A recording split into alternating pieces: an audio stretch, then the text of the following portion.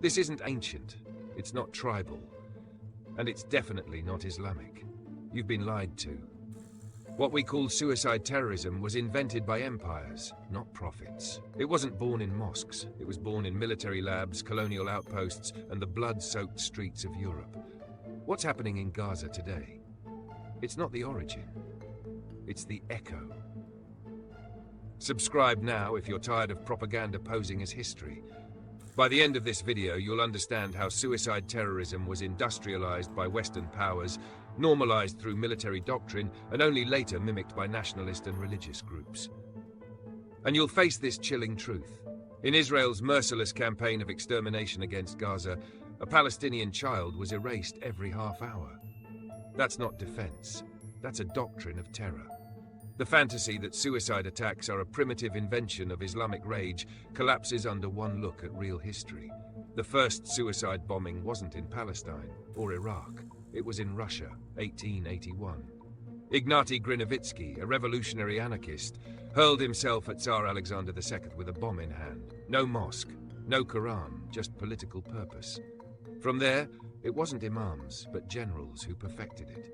In the 1930s, Chinese soldiers strapped on explosives and charged invading Japanese tanks. In World War II, the Japanese state made suicide a state-sponsored art, kamikaze pilots blessed by the military elite. Still watching? That means you're not afraid of truth. Stay with me, because it's about to get worse. And in the West? The British Royal Air Force pioneered terror bombing, intentionally targeting civilian morale in Germany and beyond. Over 1 million tons of high explosives dropped on cities. 500,000 civilians incinerated. The goal? Shatter their will. Drown homes in fire. In that same war, Churchill himself greenlit bombing villages in Iraq. Fascist Italy dropped mustard gas on Libyan civilians. These weren't outliers. They were strategy. Let that settle in. This isn't fringe theory. It's declassified fact. The same governments that condemn suicide bombings today wrote the original manuals for mass psychological terror. Whole villages weren't destroyed for victory. They were erased for dominance. France and Spain followed suit, bombing markets, farms and rivers in northern Morocco to silence rebellion. They even reintroduced gas warfare. Not on soldiers, on civilians. Bombs didn't target armies, they targeted life itself. Then came Israel. In the 1970s and 80s, the Israeli state developed covert terror tactics in Lebanon. Booby-trapped cars, proxy militias, bombs disguised as aid. Under Meir Dagan and Ariel Sharon, they didn't just target fighters, they hit families, homes, refugee camps. Sectarian chaos wasn't a side effect, it was the goal. And in 2024, they did it again. Israel planted booby-trapped pagers and walkie-talkies in Hezbollah territory. Devices designed to explode on use.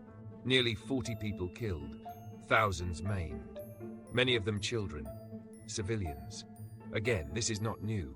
It is inherited doctrine. While Gaza burned under Israeli fire, a child's life was extinguished every 30 minutes, and the world let it happen. Read that again. Every 30 minutes, a child gone. What name do you give that? Self-defense?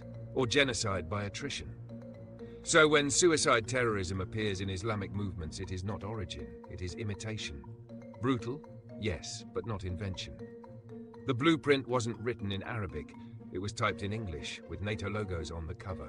The first drafts were inked in European blood. The manuals were distributed through Western military bases.